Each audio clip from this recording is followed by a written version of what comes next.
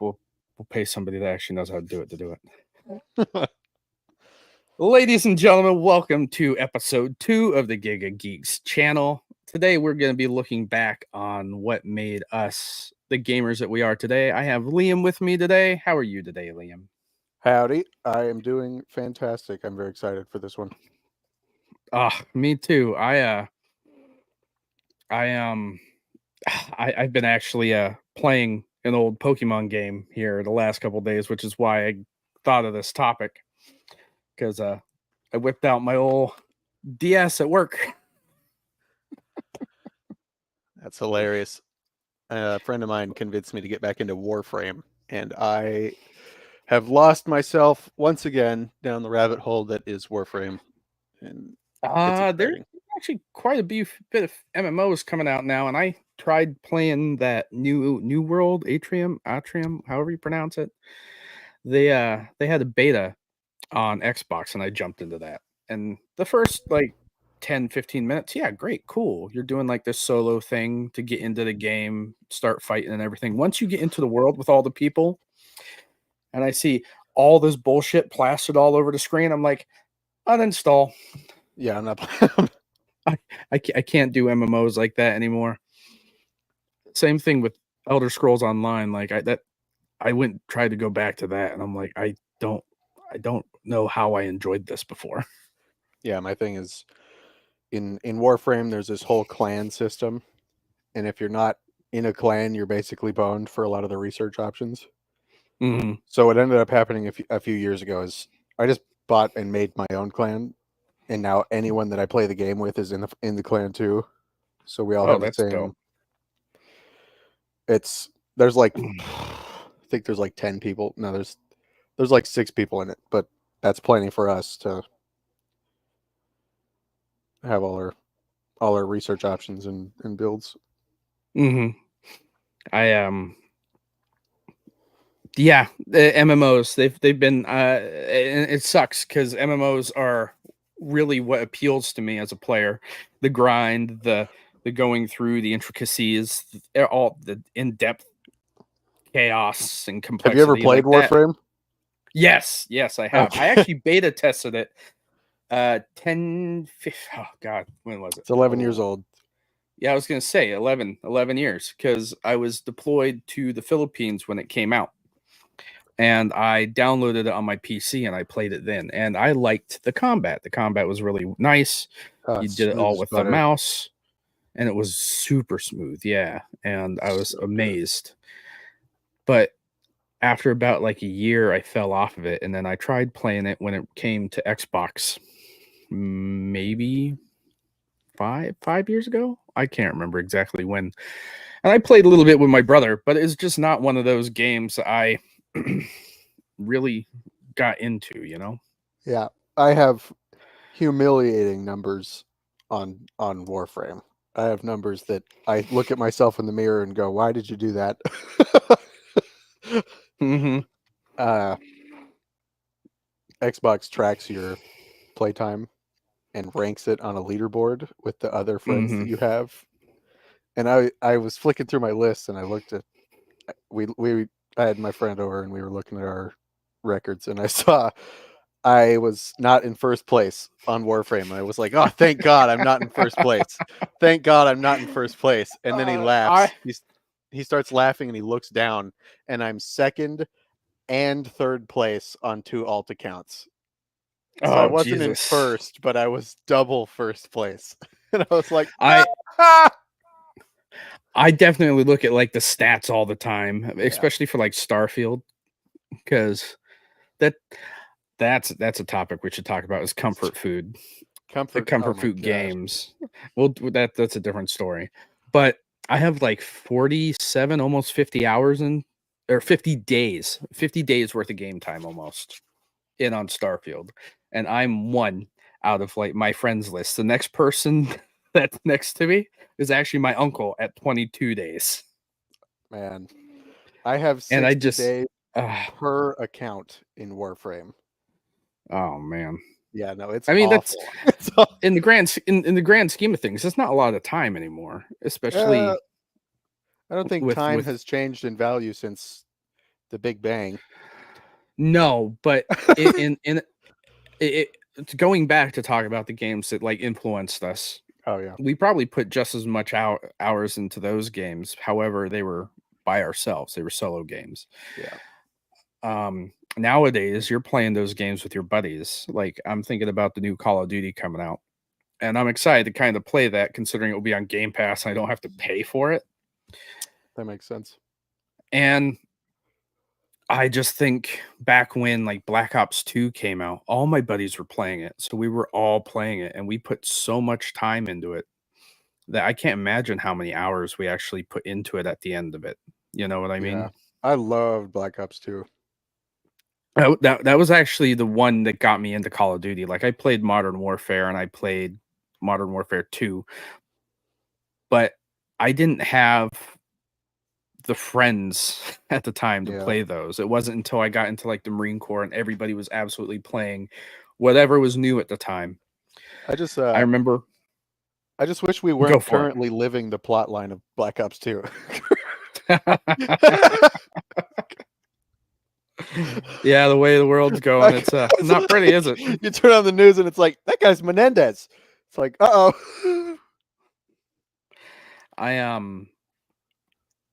So let's actually kind of get into this topic, because the reason why I went back to start playing Pokemon, I'm actually playing Pokemon Conquest of all things, and it's a very lesser known Pokemon game. It kind of plays. Have you ever played Fire Emblem? I have not. I've heard it. I've had it recommended to me a lot. Fire Emblem is one of those like strategy tactical games that you take on the role of somebody that's trying to take over other kingdoms and such. And Gotcha. Pokemon Conquest plays very much like that. It doesn't have the RPG layer that Fire Emblem does. However, you play as this feudal Japan Pokemon Lord or Warlord, and you're going to conquer other cities. And it came out in 2011, 2012, somewhere in there. And I'm sitting there playing it, and I'm like, this game has no right to be as good as it is. You pick up an old game, and you're like, where has this been? And I'm like, that's part of the reason why I went back, because I'm like, I need something different. I need something. I'm looking for an experience I know I've had at a point in time, and I'm very fortunate to have been able to keep my DS. Yeah. I kick myself in the ass all the time for selling my original PSP, because when the PSP store was closing, I went and spent $500 on a brand new PSP that had been unopened from Amazon, and I reacquired all the games. And I think in total I spent about $1,000 to get it all. Man. And it sucks because it wasn't even the OLED version. It's the second version of the PSP, where it doesn't have the metal ring, or it doesn't have the metal on the outside, and it's not the Chad OLED version of it. It is not, and that's why I kicked myself in the ass, and I wish I had that one still. But I do have a PSP Go still, so I was able to download all the games for that. That was the first PSP that had all digital. So I was able to download all the stuff I had on the store for that. All the games for my PS Vita. I had a buddy from work actually give me a white Darth Vader PSP. Ooh, that's cool. Yeah. And it's actually in really good condition. The only issue is on the left side of the screen. You could see where something had sat on it for a while and kind of warped that bit of the screen, and you see the discoloration. And I was looking at trying to replace that, but the screens themselves are like $150. I'm like, I'm probably not going to play it. So that's the curse of proprietary sit there and look technology. pretty. Exactly. I mean, that was the whole downfall of the Vita in the first place. It had all that proprietary technology. Yeah, it's like, how many people have you seen? Oh, the Vita is so cool because it has a tiny disc reader inside of it, though. No, the PSP. The PSP has the little disc PSP reader, did, yeah. Which is it had crazy. The UMDs. Oh man, I have so much memories, because my first PSP, I don't know what happened to it. I'm sure it got lost in the move or whenever, when my parents moved while I was in the Corps. But I had the red God of War special edition PSP, and that was the first console I ever bought myself. What was the first one I ever bought myself? I think I bought myself the Xbox One S. Everything else has been Christmas presents and stuff. Oh yeah, I forgot you're significantly younger than I am. Yeah. And but probably poorer. Yeah, the PSP, like I've always had an affinity for handhelds because my mom had one of those big gray brick of a Game Boys. Yeah. Yeah. Oh, those are awesome. The one that you can kill a person with. Yeah, dude. Yeah. This game console doubles as a melee weapon. She had Dr. Mario, Hunt for Red October. She had an NBA game. She had a few others, but my biggest memory on that and what has actually carried on with me my entire life has been Red version. Red version? Pokemon Red version. Ah. The very first, like, they had Red and Blue that came out in the US, and then they had maybe Red, Blue, and Green that came out in Japan. I know Green was an exclusive to Japan. And I have a desire to figure out how to steal or obtain it. And then Yellow version came out, and Yellow version actually was different because it let you have a Pikachu follow you around. And there's only one other game, if I remember right, in the entire series that let you do that before these newer games. I think it was maybe Soul Silver or Heart Gold. I can't remember. But it was just, I remember it so much. And that stuck with me. And it's part of the reason why I've played every generation of Pokemon since.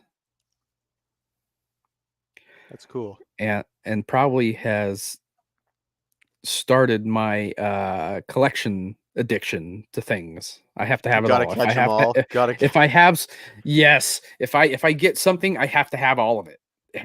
There is no like, oh, I just need this one. That's why I have this stupid wall of Legos behind me, because every time a new wave comes out, I'm like, I need that one. I don't have that one yet. I have never, ever, brace yourself. I have never played a Pokemon game one time. Brother, that's no fault on you. I feel that most of the people that still play Pokemon are my age, believe it or not. My thing is, if I am playing a game that has animals in it and I can't eat the animals, I have a hard time getting into it. All I can picture when I see sci-fi animals or like crazy creatures is like, what does that look like cooked? What is I want to see what crazy alien fish tacos look like. There is dark lore in Pokemon where they do eat Pokemon. They don't talk about it. You know what I mean? I just want a hotel where it's just they put you in a Pokeball for the time that you're there, and then they let you out after the time that you went in the hotel. Well, then that leads to another game that I have for my DS that was a DS like game itself before it came to consoles, and that's Monster Hunter. Where you go out, you hunt monsters, you utilize their bones and scales and stuff to make armor, and then you utilize the meat to make food to power you up to go back out and hunt more monsters. I hate to hate to be never heard of it, but I've never played Monster Hunter either. I'm all sandbox games. I'm all Minecraft, Terraria. I'm all. Oh man, you're missing out. Sandbox games are like some of my favorites, like SimCity. Huge SimCity player. I love SimCity. I remember when the 2013 SimCity came out. It was not very popular, and it was because it required it didn't really require multiplayer, but it required an online connection. And you could build multiple cities, and each city would interact with the other cities around it. So you don't have to like specialize in one thing. You could be like, that's awesome. You could specialize in just like being the mining guy, like make metals and sell it. Trade with your other cities. Yes. And man, that's really cool. Actually, the concept is really cool. The issue is not a lot of people that played that kind of game wanted to interact with anybody. Can't say I blame them. let's put multiplayer features in like an autistic basement game.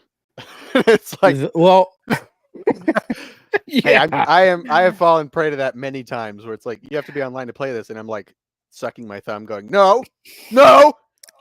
I still dive back into it maybe once a year, and I play another 100 hours. I think I have like 600 or 700 hours in on the 2013 SimCity, and actually, I think it's more than that. I think it's like 1,200 at the moment. I can't remember. I'm not going to open up Origin because it will take over my computer. But it was just great. But that speaking of 2012, that's when everything started going downhill for modern gaming. I think because everybody was starting to require multiplayer for something. DRM is a curse on humanity, and DRM obviously, but I meant like it's very hard for me to name games anymore that don't have a multiplayer aspect to them. Oh, The Surge. I adore The Surge. That's a niche. I know there's no real games that have no multiplayer. They're like Cyberpunk, Fallout, Skyrim, like those have always been single player. But as far as like other companies doing anything, they've been trying to get a multiplayer aspect into it. They brought multiplayer into Assassin's Creed. How? Oh yeah, Unity. Well, not just Unity. It was before that, like Black Flag had the PvP mode where, PvP, and I don't know anybody that was really asking for that, or if they were, it wasn't a big crowd. I just wish it was like actual open world multiplayer. I don't want the PvP crap. I want somebody else to be on my boat while I light stuff on fire. Well, I mean, Unity was PvP. It was janky, but you could go around and beat people up with your buddies. That was fun. That was pretty awesome. I remember being the heavy weapon guy, the big battle axe and everything, and my buddies would be going around with like the tiny swords and stuff, and I'm just sitting there stomping people into the ground. My boy, we have exactly the same play style. Yeah, and they're get that legendary medieval set and just stand in the middle while everybody tries to kill you. It's yep. And I just like when you like knocked one over and you just put the whole entire blade in the center of their back. It was just you were using the same weapon as me, which is the heavy falchion or falchion. Yes. Oh my gosh, it was so good. I get the red color scheme on my dude. Get the red blade or red handle, dude. We probably looked the same, almost exactly identical, dude. It's perfect. It's so perfect. I grinded out for like the musketeer outfit too. That was it had red and everything. Tank. Exclusively tank. I don't have enough brain cells for multiple loadouts. Oh, I did try other ways. Like with my buddies came and they wanted to play something. I'm like, okay, yeah, let's try something else up. But I always went back to the heavy, and that's with any game I play. You know, I call it dumb insurance. Yeah, fair. I mean, the whole thing is, if you're going to be dumb, you better be tough. And I just preemptively, I'm like, okay, I am dumb, so I'm going to be tough. I have dumb insurance. Most games still now. I've been very into Diablo. The new DLC came out for it today, and I started playing it at midnight last night. I was like, that's why I had to look at the clock. Like, wait a second. How did gamers before I played this again? How do gamers never learn to not start a game at? It's like, oh yeah, I just downloaded this game at 1 p.m. and it's like, I have no idea how this is about to go. It's the DLC, and they took everything off servers like 4 or 5 hours beforehand to like update it. And I just kind of dove into it. I was like, oh, let's see if it's up. And I got in and it loaded it up and it registered. I owned the DLC. I was like, no shit. So I spent an hour and a half playing that. I started the new character class and everything, and I don't like it. New and improved. We added a new class. It's not fun. Oh, I'm sure it is fun for those that want to play it, but I'm a necromancer main. I like to have a big scythe that heals me whenever I kill something, and all these other minions around me doing my dirty work. Sounds about right. Sounds good to me. Well, the thing is, going into this game, I've always pictured myself, in most RPGs, I play as a barbarian. Even if we go back to look at Fable, I can't tell you how many spells I actually used. I think I only used like 1 or 2, Berserk and Slow Time. And that's because I was wielding Angry a and big heavy fast. sword. Angry Yeah, and exactly. fast. Exactly. So I'd still play like that tanky asshole. And it kind of carried over, and it wasn't until I got into something like this where I was playing the tanky asshole, and I'm like, this is not fun. This is not fun. And I'm like, I don't know what's wrong. So I was like, let me try something else. And the necromancer, I was like, that bitch looks weak as shit. Let me try him. And then I started playing him. I'm like, oh no. Oh no. I'm a DPS This is my main. I'm a filthy, filthy DPS summoner, man. What am I gonna do with myself? What am I gonna do? You look in the mirror and you see your tank card like vanish into thin air. You're like, no. Oh yeah. And I just I can't. I keep going back to Necromancer. Like this last season, I was just trying to grind out something new, and I got to like level 70 before they changed the level cap with my Necromancer. And at 70, 72, I was like, I've never gotten to 100. I'm getting bored out of my mind. Let me start a new character. And I started playing as a sorcerer. And I was like, this bitch is weak. Yeah. I'm just dying. Like once you get like the glass cannon upgrade, there's a perk for called glass cannon. After I got that, I was like, okay, now I can do some damage. But I'm still dying as soon as somebody sneezes. But I'm exactly. So I was like, let me just grind out the rest of this season and wait for the new DLC. So I got to level 100 in the battle pass, and I put everything aside. I'm like, let's go back to Starfield. Yeah. In any game I play, the first thing that comes to mind is I don't know how numbers work,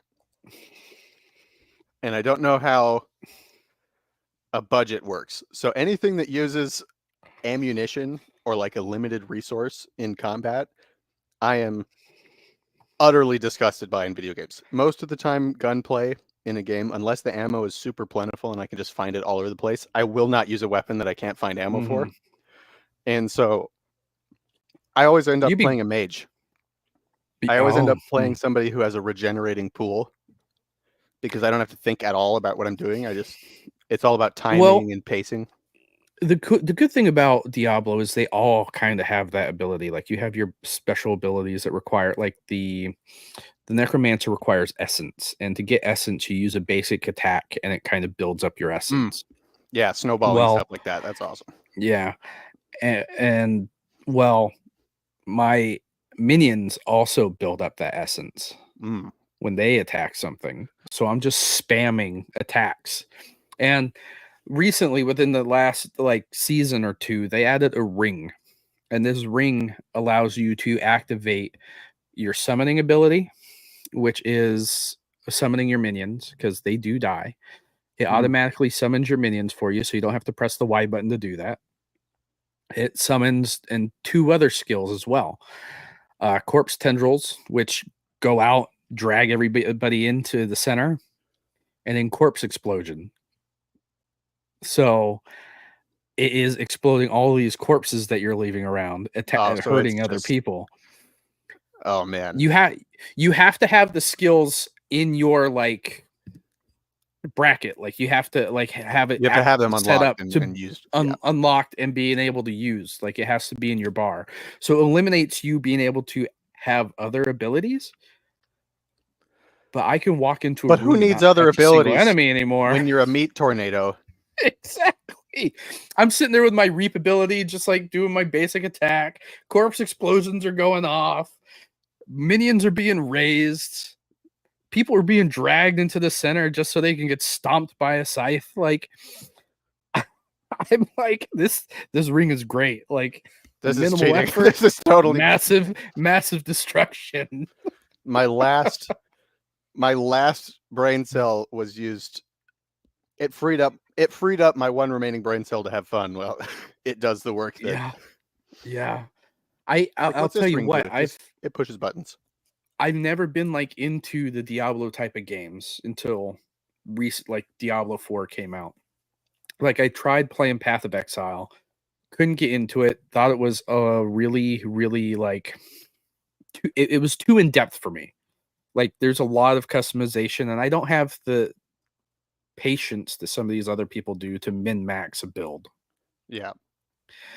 And I look online and I see like the effort some of these people go through. My little brother is very much that way. He will try and min max a build, but I think he might be a little on the spectrum as well. That is usually the biggest sign. If somebody has a if someone has a perfectly optimized build, you look in their room and it's like, oh yeah, there is a train set in your room right now. you have a perfectly That's not funny. I have a train on that wall right there. Well, I got bad news for you. I'm perfectly well aware that I may be on the spectrum. My the hardest I've ever optimized a character. Never mind, I just remembered my Dark Souls days. My favorite time ever optimizing a character was in Destiny 1. I did that in Destiny as well. A Titan? No, a Warlock. I'm a Titan. I spent like an actual year in pursuit of what I call full yeet. And full yeet is a state of being that one can only aspire to and hope and pray that they arrive at someday. And so what I did is I took the Memory of Fellwinter artifact, which removes your super, but it doubles your grenade and melee charges. Oh, yeah. And I built my Voidwalker for nothing but grenade recharge, armor, and health. And let me tell you, I can throw a grenade every 5 seconds.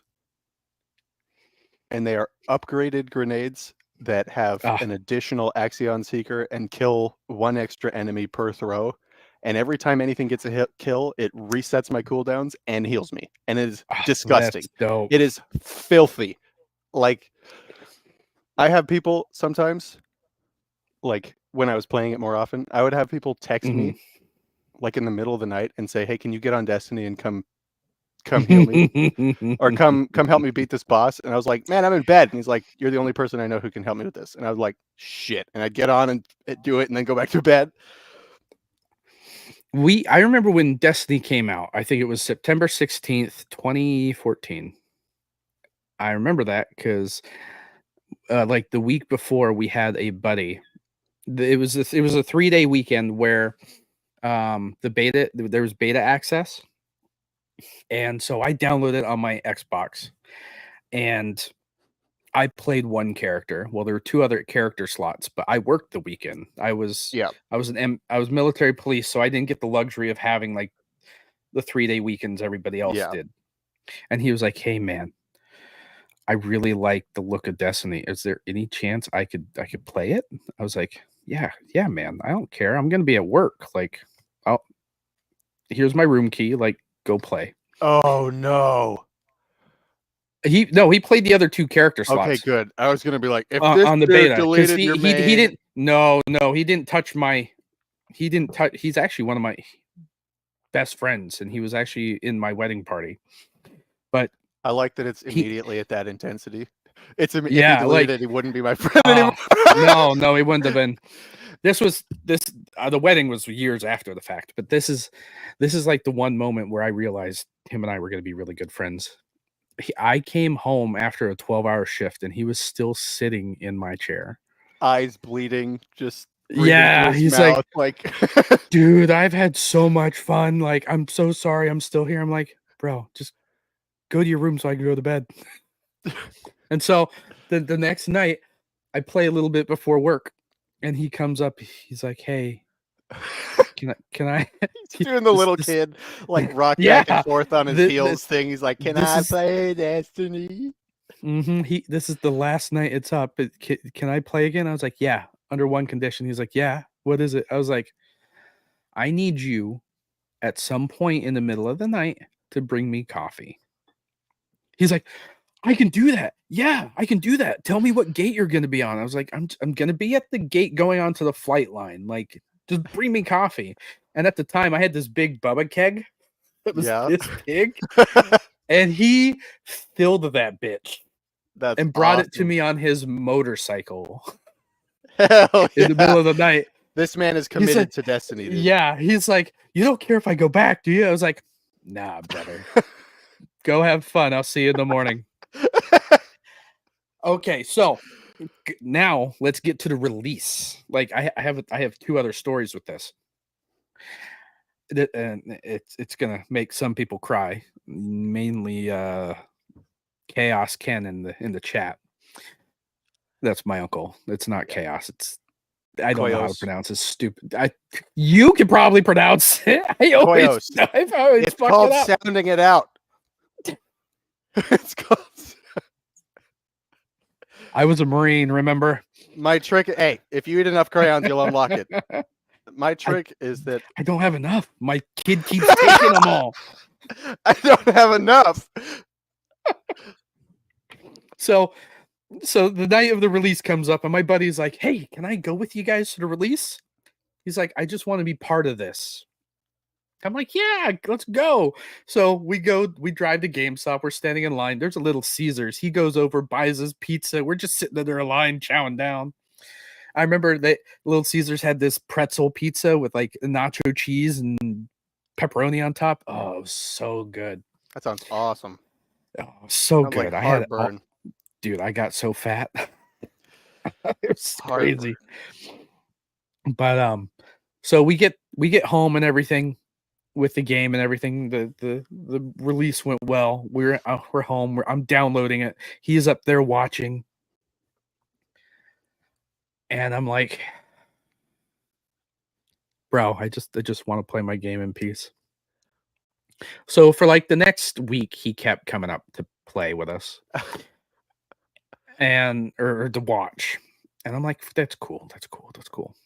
So the next week was pay week. And I got lucky enough where that was the week that my uniform allowance came in. So it was like an extra like $500 or $600. And I thought about something. I was like, oh no. I want a new TV. So we go to Best Buy. I buy a bigger TV. I think I had like a 30-inch, went up to a 55-inch. Because it was on sale. Building a movie theater in the barracks. Yeah, everybody came to my room, believe it or not. I had movie books and everything, and I had a log where people signed out what movies they were wanting to pick out. This man is the smartest person in the Marines. Still doesn't know how to pronounce Koyos. Yeah, exactly. They even rented video games for me because I bought everything. So they would always come. They'd be like, "Hey, can I borrow this?" I'm like, "Yeah, here, fill out the logbook, take it." Chad. Chad behavior. Yeah. Well, not like somebody else we know. We won't get into that though. I'm the digital librarian. Yeah. And so I bought the TV, and I'm driving back to the barracks with one of the other Marines I was with. She was like, "Hey, what are you gonna do now?" I was like, "I'm gonna do something stupid." And she's like, what are you talking about? I was like, "We're going to GameStop." And we got to GameStop, and I walked up to the counter. I was like, "I need an Xbox One and a copy of Destiny." I'm about to hand my friend a pillowcase full of and tell him to go. No. It gets better. Just wait. So the Marine was her name was Mary, and Mary looks at me and she's like, "Are you doing what I think you're doing?" I was like, "What have you done?" "Yes, I'm being stupid." And so we get back to the barracks. I take everything up. I put up my new TV. And my buddy, the guy that played on the weekend, his name is Adam Rennie. And he is the butchest, biggest Mormon I have ever known. If you look him up, he has Titan build. He played a Titan. Titan build. He was a Titan in real life. Like if you look at pictures of him, he's like 6 foot tall, built like a brick shit house. When he came to the wedding, all the girls that my wife knew wanted to hit on him. Nice. And like imagine Superman. That's what you got. That's Mormon hilarious. Superman. Mormon Superman. It's almost still just Superman, but that's for another time. Yeah, exactly. Well, I had already told him I was going to get a TV. So the plan was to give him my old TV, in which he already knew about. So I was like, "Hey man, I need you to come up to my room to pick up this TV." He's like, "Okay, cool. I'll be up there in a few minutes." Well, before he got up there, I had an L-shaped setup where my Xbox was over on one side, the TV was on in the corner, so I could like face it and look at it, and then my laptop was kind of like what it is. And I had put the Xbox underneath my desk and the copy of Destiny in my drawer. Yeah. So he came up and I was like, "Hey, before you go, I have something for you." He's like, "Oh yeah?" I was like, "Yeah." And I kind of rolled out, pulled open the drawer, pulled out a copy of Destiny, and I handed it to him. And he just had a few tears in his eyes. He was like, "Oh man, thanks. Like whenever I can afford an Xbox, I can't wait to play this." I was like, "I thought about that too." And I was like, I reached under my desk, I pulled out the brand new Xbox, and I set it on the desk in front of him. He's like, "You're fucking with me." Like, and he started crying. Box. And I was like, "Pick it up, fuckface." And he reached out, picked it up, and it was heavy. And he saw my Xbox still hooked up and the seal's not broken.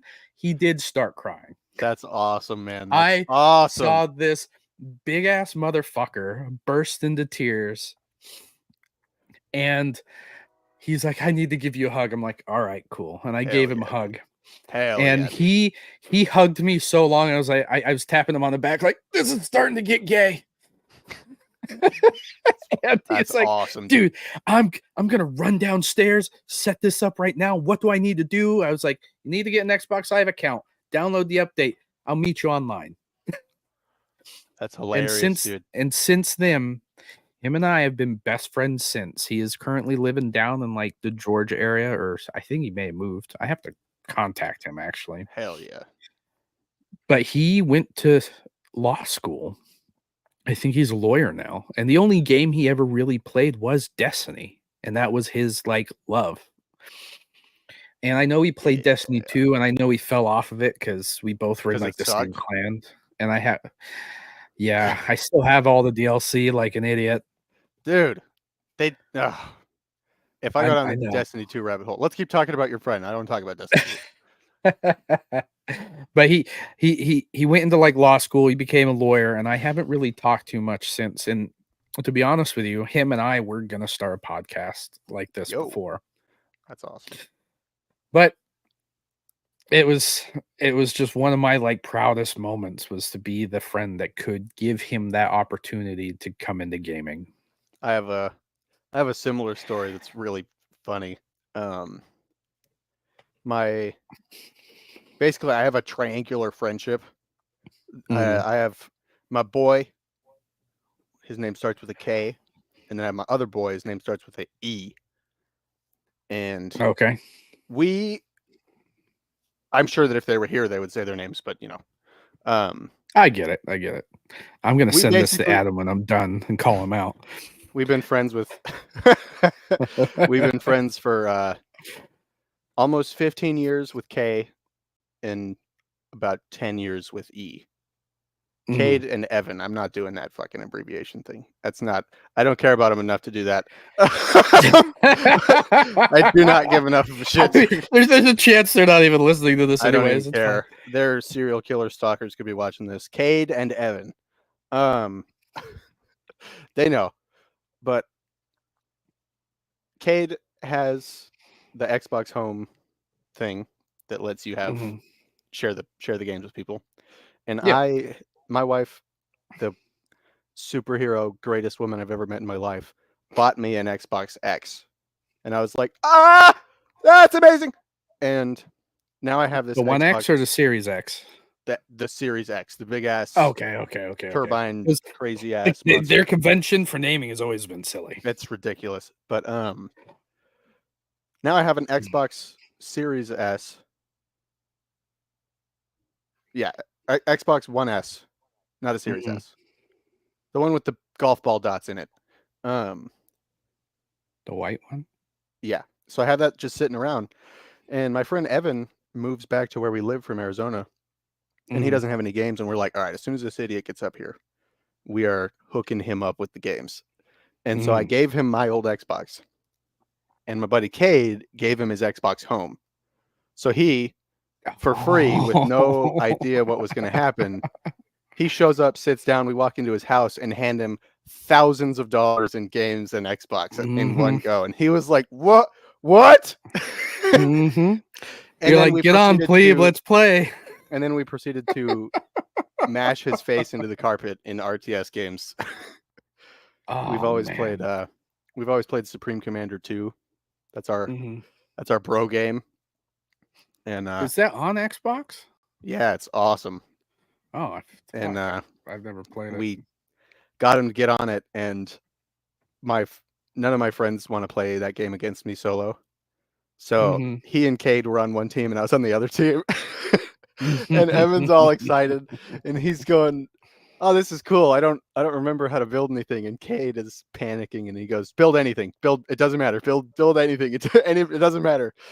And Cade's panicking. Get something out there. Yeah, he's been sparring with me in it for like years at this point, and he knows what I'm like. And Evan's like hasn't, so he's like, oh, let me just go back and have some fun. The game crashed before they got the upper hand on me. It was hilarious. The game was like, here, let me help you guys out. Oh no, and it's even funnier because as soon as the game crashed, Cade goes, Evan, we did it. It was so good. So we naturally tricked him into downloading Warframe, and so we are going to show him the ropes in Warframe, and that's awesome. Nice. Our other bro game is Terraria. Yeah, you said you play that quite a bit. I have I don't play it anymore because I genuinely, there is actually a point where you play a game enough and you don't play it anymore. And man, I'm actually getting to a point where I'm trying to find those games to live in, where there's something new always coming out, and I just can't keep up anymore. Being a dad, when I was in the Marine Corps, I was able to buy everything the week of, like, yeah. I didn't spend money on anything other than video games and alcohol. But now, like, as a dad, and I have my own like gaming or my own play budget, like I have to decide whether or not I'm going to buy a Lego set or buy a book, because I've been getting into Warhammer, been trying to like slowly get into the models, and the models are stupid expensive.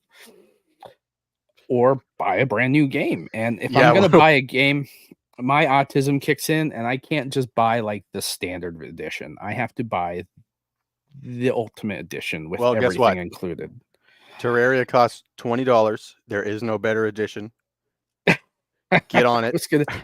Hold on. Let me check my Steam account and see. I think I have it on Steam. Star Trekker. I love that. Yeah, I own Terraria on Steam. My buddy Evan. I put 33 minutes into it. Dude, I have 76 days on it on just the Xbox One. Jesus Christ. No, dude, it's disgusting. My buddy Evan has this party trick. It's I call it a party trick. It's actually bullying, but it's too fun to not. Anyways, say I'm meeting a new person, just someone who I've never hung out with before is showing up. If they mention Terraria, Evan will look at them and go, watch this. Hey, Liam, how do you make, and he'll name an item from the game. And I am like compulsively like so locked in that I'll just say what the item is, where you get it, where you get the resources, how you craft it. And their friend looks at me over like, this motherfucker, there's something wrong with this dude. And it's perfect. It's hilarious. Anytime he does it, anytime somebody mentions it, he's like, hey, Liam, how do you make this? And I just humiliate myself. I had a game kind of like that.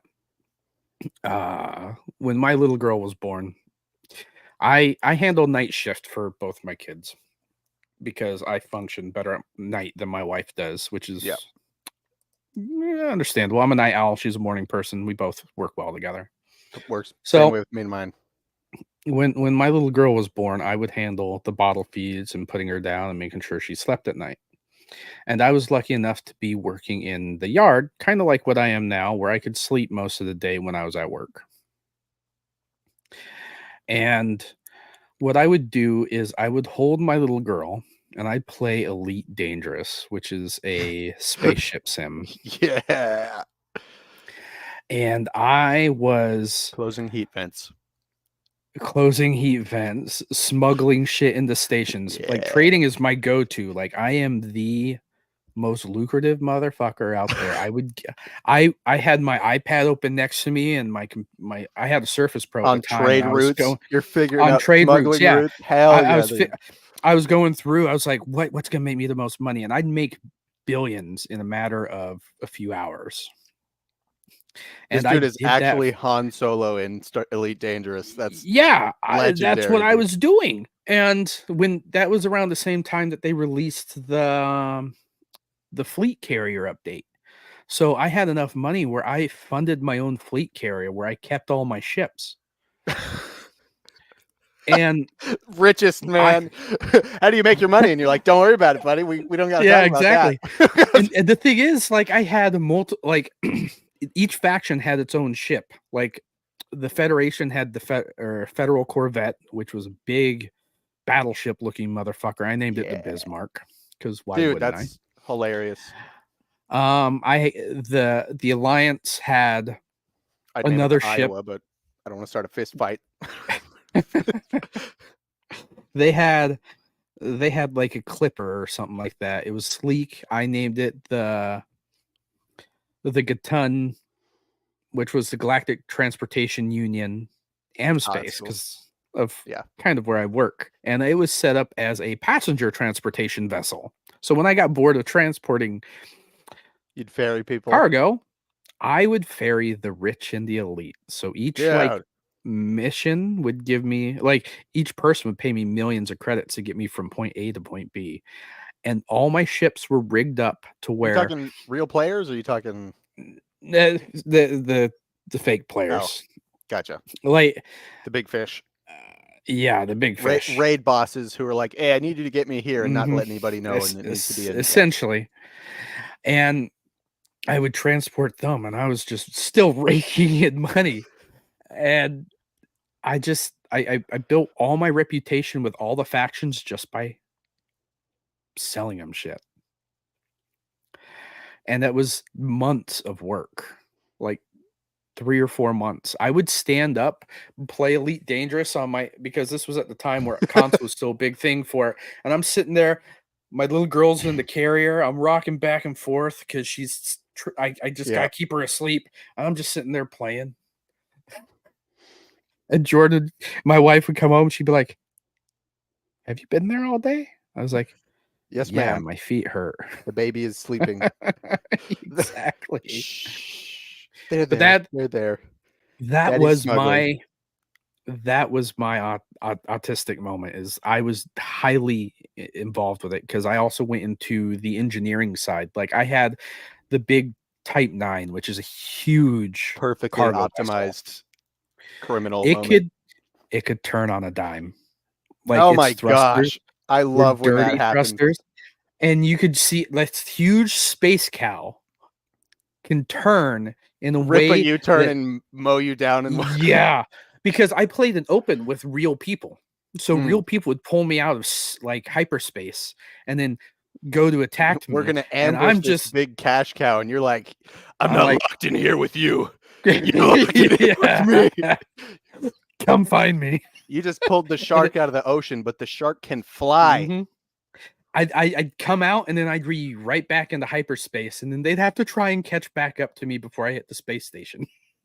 That's funny. And I loved every minute of it. And that's why, like, whenever I play games like that, I'm a Star Trucker. Like the game Star Trucker was made for me. Truck driver moment. It is Star Trucker is so fucking good. It's like driving a big rig in space, man. Ripping an e-brake drift in my USS or in my freaking Yamato supercarrier. Yep. And I want to go back to it, but the issue is all the like, because they brought something called Space Legs. And for those of you that don't know, that's the first person like on the foot type of aspect to the game. That's cool. And they only released it on PC because Frontier, despite like having consoles that can support that kind of load now, stopped supporting console. And it sucks because that would have been the game that would have made me feel like I was flying in space playing on my 75-inch. Wait, you don't just hook your computer up to your TV? I'm on a laptop, and it's just not. I liked playing with a controller. Like I can run it on my Steam Deck, but it's not. But that's the same, not space. Man. It's not the same. Like I liked being able to sit back in like my recliner and fly. Like put on a YouTube video, put on like Netflix on my computer, watch something while I'm just flying around. And I just hell it sucks. It sucks.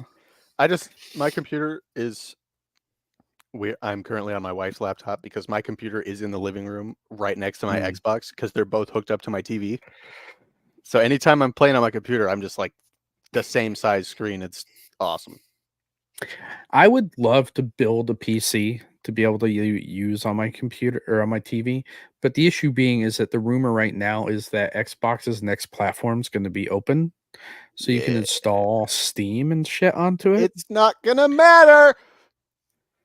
So building a PC isn't going to be fiscally responsible anymore. And considering that all I do with my computer is talk to you at this point, man, gamers, why would I need a PC attached to my TV? To make gamers mention fiscal responsibility is a difficult thing to do. Oh, for sure, because we are definitely not responsible. And with my hobbies, I am the least responsible person in this house. $400 in copies of Just Terraria. And I'll never live it down. I think I have that many, that dollar amount in Starfield. And I only bought it twice. In just Starfield? Yeah, I know. Yeah, because I bought the Constellation Edition after it was like already out of stock everywhere for like $350. I bought the $100 edition when it came out on Xbox. And the story is, I bought the $100 version on Xbox. I was like, I don't need the special edition. As much as I'd like it, I don't need it. What up, DC? Glad you're here. That oh yeah, the Trash Panda, yeah, baby. Yeah, glad to have her here. The special the special editions. Yeah, I bought $100 premium for Xbox digitally, so I started playing it, and as soon as I started playing it, I don't care what people say. I love the fucking game. I will die on that hill. It's like a hot take, just being able to love something that nobody else does. My hot take is Halo 4. Yeah, we've talked about that. And then after I played it, I was like, I need to own the special edition. And not just the special edition, the headset and the controller too. Man. So I paid like $100 for the controller when it retailed at 60 something. I paid $150 for the headset, $350 for the Constellation Edition, and then I got the nice. They released the Starfield vinyl cover that like wraps around the Xbox Series X, and I have that on my shelf right now. It's not wrapped around my console because it's going to be wrapped around the Series X when I retire it. Dude, it's just going to sit on my. I just got the greatest idea. You know Killikons from Warhammer, the little orc. Oh yeah. Dude, I think I might build Kilicon arms and legs to mount on my Xbox X, so it stands up on legs. That's That would be cool. goated, dude. That would be crazy. Well, And my surprisingly beautiful, not as expensive as it seems. I have a little bit about the putting it on my shelf now, and my beautiful wife let me buy the Galaxy Edition Series X. That's coming. What? The one that comes out on the 15th, the one that has 2 terabytes and it has star speckled like a star field. Oh my gosh. So Yeah. I'm going to send my current Series X down to my cousin so she has something real to play on. And I'm gonna, when I retire my Galaxy Edition, it's gonna go right up there with the Starfield cover, and it's gonna feel at home. And I will leave Starfield installed on it. That's cool. But it's I not want the that only thing I Galaxy have up Edition. there. My Xbox doesn't Yeah, even have 1 terabyte on it. It's crazy. fucking dude. cool. I have 2. How's your Series X not have a terabyte? I don't know. It's weak. I have 500 gigabytes on my Series X, and it feels like riding a racehorse that has 1 leg. It's ridiculous. Do you have the 1X or the Series X? The Series X. I don't know how to tell the difference. Well, I know the it's Series X looks like a big mini fridge. Yes, everybody calls it the mini fridge console. That's what I have. I have the Xbox mini fridge, by the way. Dude, wait, you have the actual Xbox mini fridge? The first mini fridge. They released like ridiculous. a full size mini fridge after the fact, and I'm pissed because now I want that too. But the mini fridge stands like this tall. Yeah, buddy. That's the one I have. And okay, yeah, it has its base is a terabyte. So you need to clean up your hard drive. It is not, and it's a nightmare. I don't know how I got the only neutered one. I also have like the 1 terabyte external SD that was like $200 when it released. I'm just excited to be able to like install Call of Duty on something and not have it take up all the space. Call of Duty, 300 gigabytes, 500 gigabytes. Oh man, it takes up so fucking much. But if anything costs more than 100 gigabytes and it doesn't have live animated horse testicles and I can't get tuberculosis in it, I don't care. Hold on, I gotta respond to the Trash Panda. Yes, Trash Panda. It's about $700. That's how much I paid for it. $700. Actually, it's less than that. Oh, Trash is talking about you're 700? Gigabytes for Call of Duty? Yeah, that sounds about right, gigabytes. To be honest. Can you imagine being the executive that says yes to that? No, I can't. I can't. Okay, like, why? Let's make something that 1% of our audience can even download. The only good thing about the Call of Duty app now is they've turned it into an app. So you have like the Call of Duty launcher on your console, and then you go through and you download the only parts of the Master game Chief you want to download. Yeah. Which, in hindsight, like, yeah, that's kind of cool, but I hate having a launcher on my console. I despise launchers. Go into the game that I bought to play and don't care about the rest. Yep. And the reason why is because Warzone is so big that it combines all these fucking games together. So they had to make a launcher to have one place for everything. It baffles me. Bloatware.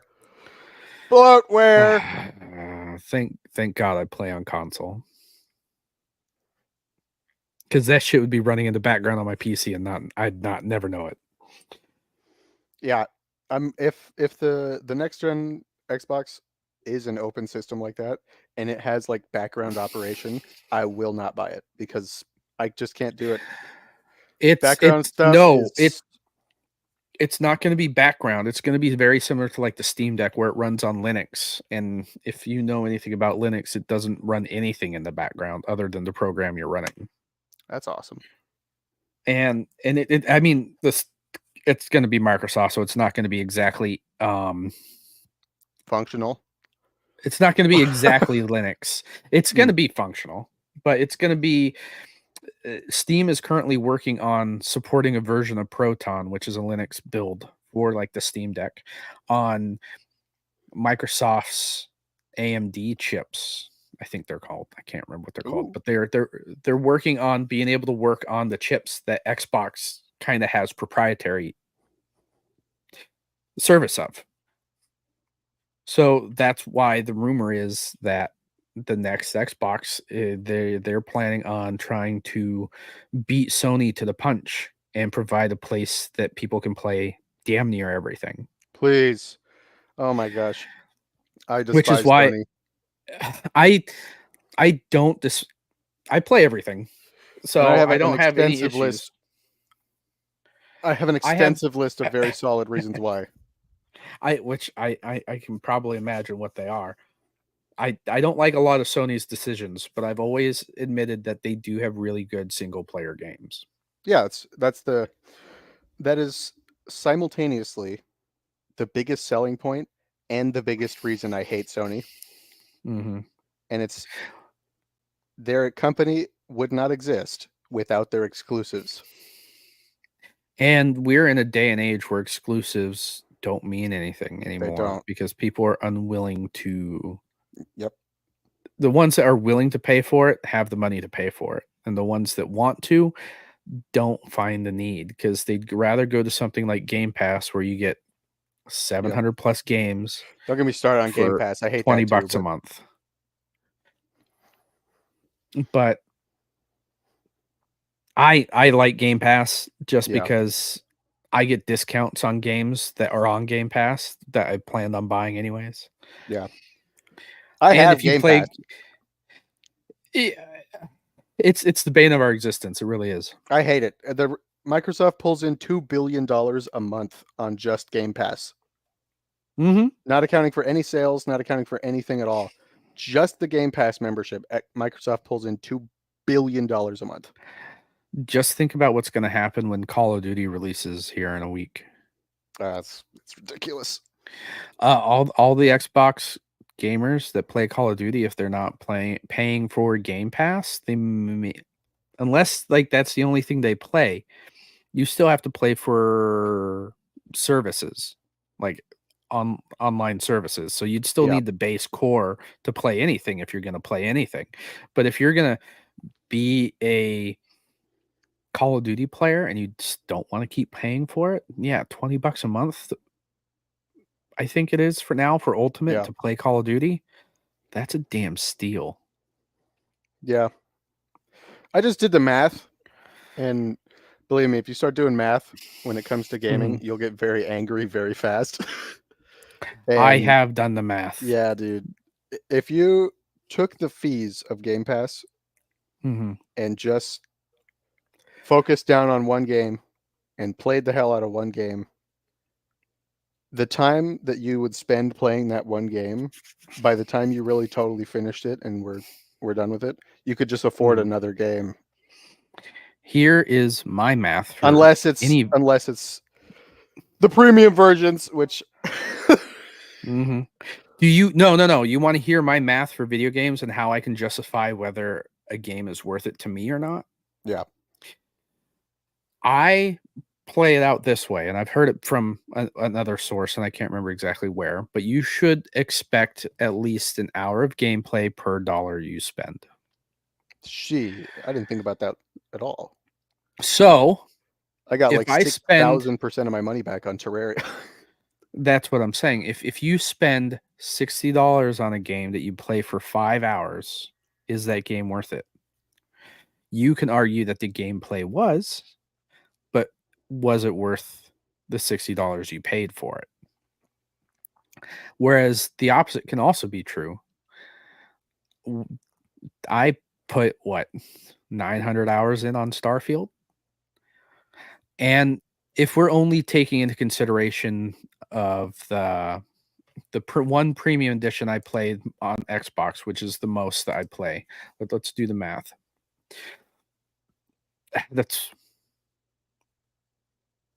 Oh God. Now I gotta really do math. My favorite thing, my favorite thing is as soon as you say expect 1 hour of gameplay per dollar you spend, I'm like, man, I owe Warframe and The Surge some bread. I owe them some bread, dude. So I did the math. You take $99 and you divide it by the amount of hours you played. I've Wait. paid that's the math to figure out how much you're paying per hour. Oh yeah. So I take $99. I'm just gonna keep it at 99. Divide it by 900, and I get 11 cents an hour. Huh. If you play one game and that's your only game, such as Call of Duty, think about that. If you're playing that every day for 5 hours, and that's $30 a That's a month, lot. right? Yeah. That's 30 days in a month. So let's do 30 times 5. That's 150 hours. We take what's Game Pass, like $20. We'll just round it up to 20. Yeah. Divide it by 14. 150. I think it's 50. Let's just say 20 because that's easy. Yeah. You're paying 13 cents an hour to play Call of Duty a month. So at that point in time, yeah, you can spend $100, but then you have everything. But then you're also paying for Game Pass to play online. That cost goes up, and you're going to drop you're going to drop this Call of Duty when the next one comes out. You're putting yourself in the hole, buddy. And now we've arrived at the end point of why I fervently and distinctly argue that peer-to-peer only, disc only, is the primary and best possible way for a game industry to thrive, because it is the best deal for the players and it's the easiest on servers on the support end.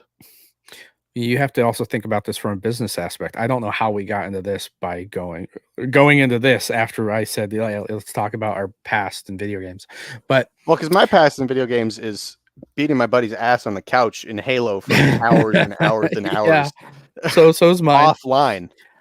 I looking at the way the modern space is, I like the service the way it is, and the reason why is I probably am never going to touch this Call of Duty after the new one comes out.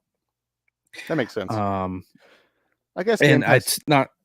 It has its warrants, but like I said, you the option to dip your toes in something and see if you actually want to really get on it or not. Well, it also allows people that want to do that. Like, the only way to get people in the door is to provide them a service. Like, if you're already paying for Game Pass and you get bored playing Call of Duty, well, let me see what's on here. Let me see what I can play.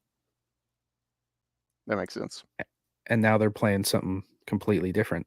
And Xbox is doing a very good thing where they're trying to get Game Pass everywhere. You can play Game Pass, stream it through a Fire Stick on your TV now. So you don't even need a full-fledged console. If I want to go to wherever, if I want to go on vacation, I can pop that Fire Stick in my bag and a controller and be able to play wherever I'm at. That's crazy. That's right. That's really cool, actually. DC, what do you mean girl math? Tell me what you mean by girl math. I just anytime I approach, I imagine DC, it's because she doesn't play a vast majority of the games that are on there. And it's not a fault on her, it's just her. Yeah. My what in the hell was I gonna say? Oh, I approach everything from a like, what happens if Microsoft decides they don't like me anymore and tries to shut my account down? Or just the services go offline or anything like that. If not necessarily power goes out, but maybe if power goes out. But if I can't access the internet, can I still play my games? And that's... Well, I mean, if you have them installed, yes. Not without an internet connection most of the time, unless you have a disc. I can play Starfield offline. What? I can play everything else offline. Like, I've had days where my box is out and I'd sit here and just play a single player game. Like, yeah, you don't need to have an internet connection to play it all. I know buddies that don't want to be like monitored, so they turn off their internet as soon as they install an update. Or I got to figure out how to do that because my system just bricks as soon as the internet turns off. I mean, unless I do put a that. disc in. But the disc media is just disappearing, man. Nobody's paying for it anymore. Like, the people that pay for it are a small minority, and I used to be that guy that was like, I need to have the physical version. And I bought a 12 terabyte hard drive when I had during COVID, I want a 12 terabyte hard drive, please. for like $120. It was a Western Digital. They were running a promotion. And I was like, you know what? I'm going to get this. And I bought it, hooked it up to my Xbox, formatted it, and then I opened up the big CD book of games I had. Everything that I could get because they were on sale, I bought and got rid of the discs and installed it on that hard drive. Man, are you talking about Xbox games? Yep. I would have paid you so much money for those. I would have paid you so much money for those. I still think I have them. Please. I'll look upstairs because I still have like a bunch of like movies on disc and everything. I'll mail they're you in a closet, and because I have Vudu or Fandango now, and I just buy all my stuff digitally, I like being able to access it wherever I'm at. I will send you feet pictures for those discs, dude. Bad news for you, as my wife knows, I'm an ass guy. Damn, I'll send you those too. But I'm an ass guy. It's not that I don't want physical media. I just at a certain point I had to decide, do I want to put books and Legos up to display, or do I want to have my CD books out? Yeah. And I was like, you know what? I'm going to consolidate. And that's what I did. Like, a lot of the games that I had, I may have paid full price for. I had all the DLC for it, and all I needed was to buy the base game. And the base game was $3 on Game Pass or on Xbox. And I was like, that's a no brainer. And so I did that for 90% of my library. I still have a few that even GameStop wouldn't take, which is weird. Oh, have you ever heard of the game Too Human? No. It was a game that was recalled because the company went under, and I still own one of the discs for that. That's crazy. How about Kingdom? Oh, it was. They did. They pulled everything out of the stores and destroyed them. You'll have to look that up. I don't know if they really destroyed them, but they did something to them. And another one, Kingdom of Amalur: The Reckoning. Oh, I heard of that, but I don't know anything about it. It's kind of like a Fable game. Really, it has like 900 plus hours of gameplay.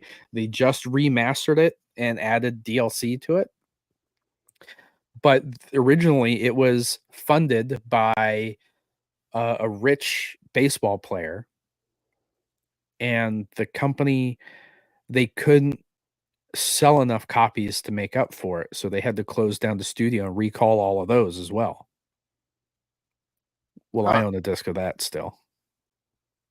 The original 360 discs. Oh my gosh. Okay, I wonder if that's worth any money, or if it's worth no money because people don't want it. It might not be worth any money because Too Human is on the Xbox still. Like, it's one of the few backwards compatible games that you can download, and they gave it out via gold at one point. Oh, it's like having the bone of a lesser saint, but they cloned the saint, so it's like, who cares? There's more. And then Kingdom of Amalur, I don't imagine like the disc for the 360 would be worth anything because they remastered it and brought it back out.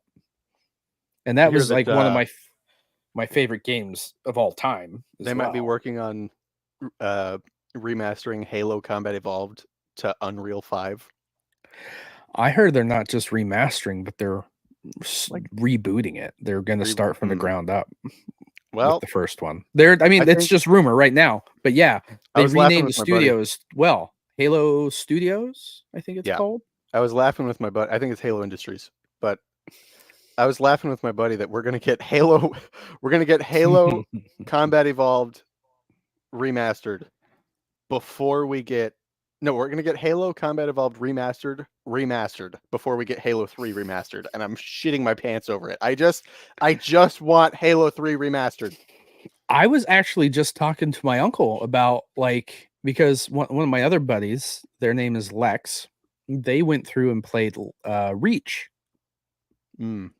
And Reach was one of my favorites. I Reach is loved awesome. Reach. And I told them, you know, like I started playing because they're all Reach and ODST are also bundled in with the Master Chief Collection now. Yeah. And I was like, oh, I tried going back to replay them, and I was going to play them in chronological order, which would have been Reach and then Combat Evolved. And I got about halfway through Reach on Legendary. And as most people know, I play everything on the hardest difficulty. And halfway through Reach, after days of playing it, I'm like, fuck this. I can't do it. The Halo games are notoriously hard, like some of the hardest games I've ever played. I had the privilege as a shooter.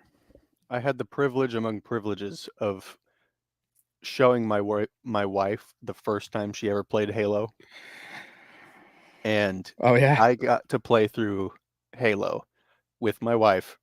We started with Halo Combat Evolved, and we went 1, 2, 3, and played the saga. And then we played Reach, and it gave it that sort of like, man, is Chief actually gone? Kind of feeling to it. It gave it that like that really cool, bittersweet like background thing to it. And we played Reach and saw how the Human Covenant War really kicked off. And then played Halo 4 and had this amazing like, because Halo Reach allows you to sort of finish digesting 1 through 3. And it was really cool to have that. And then we played Halo 4 and then Halo 5. And just being able to play through the whole series with my wife like that was crazy. I want to go back and replay it, and I don't think I'm going to go Legendary. I can't. I'm not. There's too many games to try and beat. I'll probably go Heroic and beat, because like the difficulty difference between Heroic and Legendary is like astronaut. I don't know how like it gets that much harder. You know what I mean? They're like, hey, let's make it not fun. Yeah, and it was only I beat them before, but that was on my buddy's Xbox decades ago. At this back when all my synapses still worked. Yeah, and as I've gotten older, like I'm like I can't. My reflexes aren't here. I can't hide in fast enough to like regen health. Like I don't have enough I'm Doritos. done. I don't have enough Doritos and Mountain Dew in my body to do this. I have snack tongs for that, by the way. You have snack tongs? What in the hell are you talking about? Hold on. Okay. My boy's about to reveal that he's invented a better wheel right now, and I don't know what it means. I didn't. I bought these for like $10 because they knew who they were targeting, a fat guy that likes to eat while he games. Hold on a second. They are snack tongs. Oh my gosh. That's ridiculous. Wait, so they just stay on your finger while you're playing, so you can just reach over and knock your like fingers wrap around dirty? Like a ring. Yeah. Oh my gosh. So I could sit there and play and then snack. Nope. Keep going. I only so when I so I put a bowl of Doritos out. Chat's lighting you up, by the way. Yes, I'm serious. So I make this custom mix. I'm the Panda's like, I had to teach myself to quit eating when I stream. Nah, bitch. Get on my level. Have been eating during this stream. I'm just so good at muting myself and timing it so that you don't know it. My thing is, they don't want to watch me eat. I talk like such a fat person, dude. It's ridiculous. I am not a fat person, but I talk and eat like a fat person. It's ridiculous. I am a fat person. I'm on Ozempic now. Checkmate. Fatty. No, I make custom homebrew hot rod snacks for when I game. I crush up the top ramen. I get the pretzels. Sometimes you get the peanuts. You get Doritos. You put them all in a bag. You shake it up. It's too much. My sodium levels reach solar plant reactor amounts, but it is the pinnacle of it because you can make it in bulk. I am a big fan of like Lay's, not Lay's, but there's a brand called Humpty Dumpty, and they have an all dressed chip. Humpty Dumpty. This man Yeah. is achieving levels of fat that the food is called fat. It's ridiculous, Yeah. dude. I like an all dressed chip, and it's a Canadian flavor, and it is vinegar, ketchup, salt, pepper, and something else. A So barbecue pizza. sauce. A So barbecue sauce. pizza flavors where we're at. Yeah, yeah. And they are the most it's an acquired taste, and it's funny because whenever I get them, my little girl's like, "Are we gonna eat those together?" I'm like, "You're 3. No. When did you become so literate?" Are we gonna eat those together? And she's like, No, my kids are the only people I'll share food with without biting Junk- off their arms. junk food with a power level strong enough to teach children to speak. Yeah, and so those are my like go-to chips. Those are like the ones that my wife will find when or bring home whenever she finds them for me.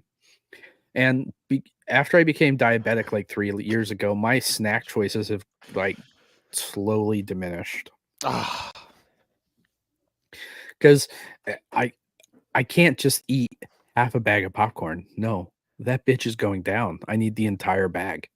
yeah. Luckily, popcorn's one of the few things I can like devour. But like, I had my wife got me pumpkin spice popcorn the other day. Pumpkin. I can't even imagine eating that. It was so sweet and delicious. Ah. I'm a basic white girl. Like, Oh no, dude. go to Pumpkin Starbucks, spice. pumpkin spice, bitch. No, Yeah, dude. bring that to me. I'm the whiskey and cigars snacker. I like my smoked cheeses. I like my Oh, I love smoked cheeses. I can sit there and eat a block of cheddar in a sitting. Yes, sir. That's where I'm at. That's what it's at right there. Like, Yes, trash. Popcorn. I'm on both sides of the spectrum here. My wife makes charcuterie boards. We have charcuterie board dinners where Oh my she gets like gosh, that's 6 great. different meats. She gets me all the cheeses because she can't have cheese, and then crackers. And I'll just the only Some reason people why I call go that like weird or lazy dinner, but that's like top level for me. That's as good as it gets. Other than I steak. married an Italian. It's the good meats. I married an Italian. She goes to the butcher for the meats. Okay. Said with the intensity of like flicking a Rolex out. Mm-hmm. My mother-in-law. The only reason why I go to my mother-in-law is to watch a football game because I don't watch sports. Is because I know there's going to be a meat and cheese tray while I'm there. Yeah. My dad and I. Yes, this is a gaming podcast talking about food. Kiss it if you want. We'll pretend it's about a cooking game. It's called Real Life. But my dad and I and my sister, we all have gut bacteria that is just super inefficient. We can eat like we're trying to die, and it basically the most weight I've ever had in my life is right now, and it's 180 something pounds. And it's like no matter what I eat, my body just doesn't retain mass. So when I game, jealous of that. It's actually surprisingly bad because we struggle with not enough weight. So it's a double-edged sword, and the blood sugar area is rough. Hypoglycemia. I'm at the other end of the game, but okay. So we make a good match. it's pretty good. It's pretty fantastic. But my snack bowls are legendary. Like friend group, people who are not even friends with me know about my snack bowls. It is, my friend calls it the autistic meal because it is legendary, dude. Too bad you live on the other side of the US. Popcorn. I'm talking popcorn, spicy nacho Doritos, pretzels, and crushed ramen in the same bowl mixed together with corn nuts. It is God, I can eat that immaculate. It is immaculate by myself. Oh man, I'm getting hungry now. I am currently hungry. I'm getting. When we went to go see Alien, me and a buddy of mine went to go see Alien Romulus, and we both got large popcorn buckets. I had mine done before the movie started. Gross. I worked in a movie theater for a long time. That shit is whack. Bro, I survived the Marine Corps. It's better. It's still probably cleaner than what I've had. Better than MREs. But I'm also that guy that wants some popcorn with my butter. Yeah. Because I will drown the popcorn in the butter. Like, I can't go to a place that has its own pop, or I have to put my own butter in because I'm just opening up the top and dumping the whole thing in to my popcorn bucket. It is. Food talk. All right. If we're going to be an actual gaming channel and we don't talk about food, what the hell kind of gaming channel are we going to be? Well, yeah, I mean, like, all right. Gaming snacks is vital to our survivability. A gaming channel we're sitting that doesn't sedentary. talk. A gaming channel that doesn't talk about the couch is not like, we might be a gaming channel, but we're missing a lot of the fun part. We're missing like the accoutrement of. Well, I gaming. have a routine when I start gaming too. Like, I have to have all my stuff within reach. Like, I have coasters all over the place because it's my personal space and I don't want any rings on my goddamn furniture. Just get bad furniture so you can ruin it and not feel bad about it. It's amazing, dude. We have like a life cycle. Like, after my wife has a car, it becomes my car. Well, we have one of those knockoff cloud sofas.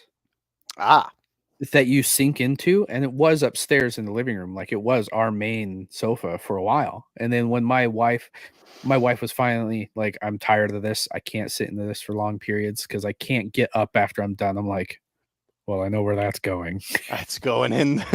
It's going in the cave. So the seat I sit in, like, I literally like sit there. So I have to have like my drinks handy. I have to have my snacks in reach, my iPad set up to like open up YouTube so I can listen to all the other gamers bullshit and their hot takes, because I'm like, those guys are stupid. Stupid. Well, I mean, have you noticed that like other gaming channels isn't really about the games, it's about like the controversies surrounding gaming? It's absurd. I don't argue with people. Anytime it becomes an argument, I've never lost a debate in my life, and I don't care to. Mm-hmm. That's not even bragging. It's just meaning that if I was interested in railing people, I could. I don't care about it at all. I just want to play games, and when someone insults Halo 4, turn them into a punchline. Well, my issue being is, I don't care if you think my game is woke. I'm gonna enjoy it. I don't care if you dislike my game. That's my whole point. Like, I hate the fact that people want to attack somebody based on their choice of games. It's stupid. It's barbaric, and it just shows like a low level IQ. Yeah, it's ridiculous. Because if people were really truly evolved and really wanted to be what they say is so and so woke, then they wouldn't care about what you're playing. They just want you to be happy playing. For fear of becoming one of those channels that shits on people, I'd like to focus on games. That's why I like to like discuss our experiences. Exactly. I like the couch. Our I snacks. like talking about snack food, dude. My buddy, this was actually hilarious. My friend said he had pizza Pringles to flex on me, and I said, "Oh yeah, you actually have pizza Pringles?" And he said, "No." And I went, I was like, he's pretending to flex his gamer snacks to me through the. Well, I have a big, like, my wife, she went to Germany when we were dating, and she bought me one of those big like beer house mugs from like one of the big like Steins. it's the glass one with the dimples and everything. Yes. I have 6 of those in my house, and it's the primary drinking vessel my wife and I use. Legendary. Well, my wife and I are sitting down here one night. We're watching Modern Family on the TV, and we're both playing Civilization together. Her on her laptop on one of the cloud sofa chairs, and me sitting at my desk. And she's like, "Oh, I want a snack." I'm like, "Okay, cool, me too." So I go upstairs and I come back down, and I have that mug filled with vanilla ice cream. And root beer. I was actually, for minutes before you got to that, I was gonna say, fill that thing up with root beer and start your night right. Oh, dude, I just sat there like this the whole time, like playing Civ and like drinking it, and it was glorious. And she got me like because being diabetic, it sucks, because that's one of my favorite things is ice cream. Ice cream is the floats and one ice thing. cream. Ice cream in general is the one dessert I couldn't give up. So in an effort to try and find an ice cream I can have as a diabetic, we tried a lot of different brands. And the issue with a lot of sugar-free ice creams is that they all taste powdery or fake. Yeah. Like the texture's not there. And so I was just like losing hope. And then my wife brought home a brand one day called Nick's Swedish ice cream. And it has no sugar, but it has sugar alcohols in it. Oh, so they don't turn into glucose in the system. Exactly. Oh, It buddy, doesn't that's turn into awesome. glucose, and it has the consistency of ice cream. Gamer behavior. Actually, I bet that's actually pretty fantastic for you. It is. Ice cream has a surprising amount of protein in it that people don't know about. Yeah, and so I had my wife bought me a vanilla pint of that, and I put that in there, and then she bought me the zero sugar root beer, and it is the happiest I've been like eating a root beer float in a long time. Bulldoze this, and because it doesn't actually have a high sugar content, the ingredients of root beer and the ingredients of ice cream minus sugar is actually very healthy for you. It's actually pretty high up on the list. So I didn't have to give up ice cream. My wife found a brand, and then whenever she goes, she picks it up for me. And my favorite flavor is actually a cherry chocolate chip. I don't like the fruits in my ice creams. It doesn't. Here's the thing: it has no fruit in it. Like, it just has the flavor, and that's why I like it. Like, I never thought I'd like it. Did you ever play what was it? Oh man, what was it? There was an old game, and it was made by one person. It's called Dust and Elysian Tale, and nobody played it. So if you didn't play it, I'm not surprised. No, I have not played it, but I know what game you're talking about. Man, the food items in that game, the consumables.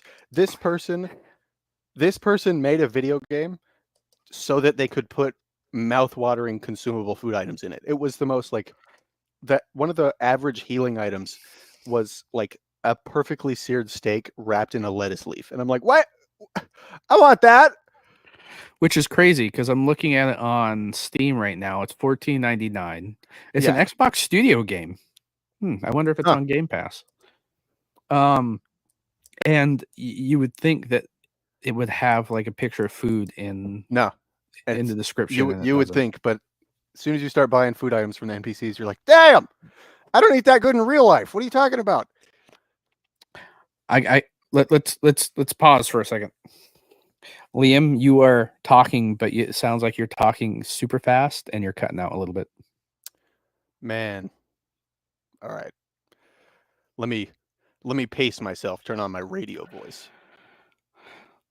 Well, I don't think it's you. Are we at the cutting out part? Yeah, you're cutting out a little bit. Man. Did you say grow a beard? I'm currently playing with my beard right now, Koyos. Yeah, he has a beard. I saw a picture of that beautiful man. He's fine. Big beard. Luscious. Do you want to see if you can disconnect and come back in? Maybe that might fix it. Let me give that a shot. Alrighty. Well, while we're waiting for him, let's look at the chat a little bit. The child says, "My face matches my name." Who says that? Whose face?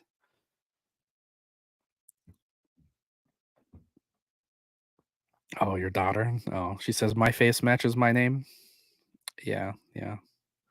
Oh yeah. Well, thanks. Yeah, I changed it to GigaGamerDad because I am a dad, and I am weird. But she's gonna get my Xbox so she can suffer. While we're waiting for Liam to get back, you guys have any questions? Anything?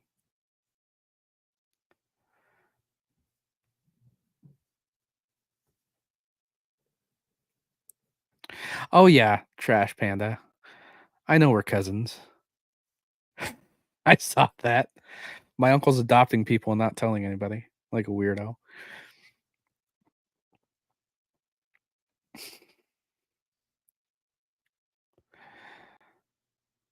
What he didn't tell you is that we have a Giga Geeks or a Giga Gamer Facebook group that we all talk into. Let's see.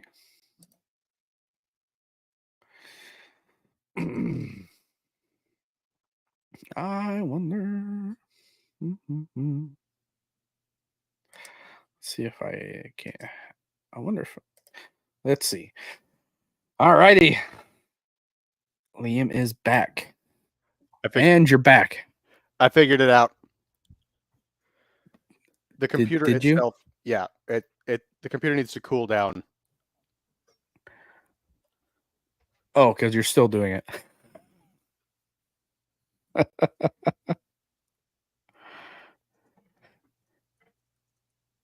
You there? Yeah, just a second. I'm typing something. Oh, okay. There we go. All right. I have initiated the solution to the problem, but it might be a moment before it fully kicks in. Oh, that's fine. I mean, we all have, I have a huge cooling mat under my PC just because, especially when I'm playing shit like Endless Space or Civilization, that shit heats up like no tomorrow. Elite Dangerous tends to turn whatever it's on into a jet turbine. Yeah, my wife doesn't like coming down into the basement when I'm playing Xbox because that Xbox will heat up the whole basement. Yeah. Which is great because, you know, I don't want to have to pay for heat. That's hilarious.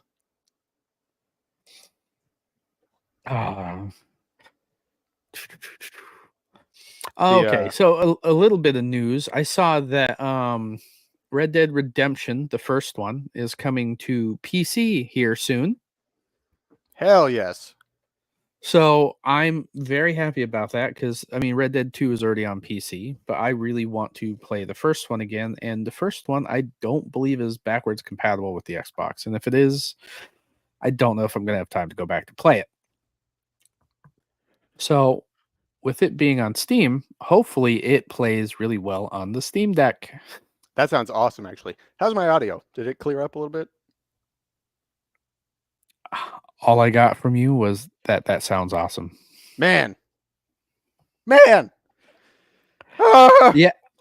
it's funny because it's usually an hour in that we have this issue, and now it's an hour and a half. It's working. It's getting better. Whatever is happening is getting better.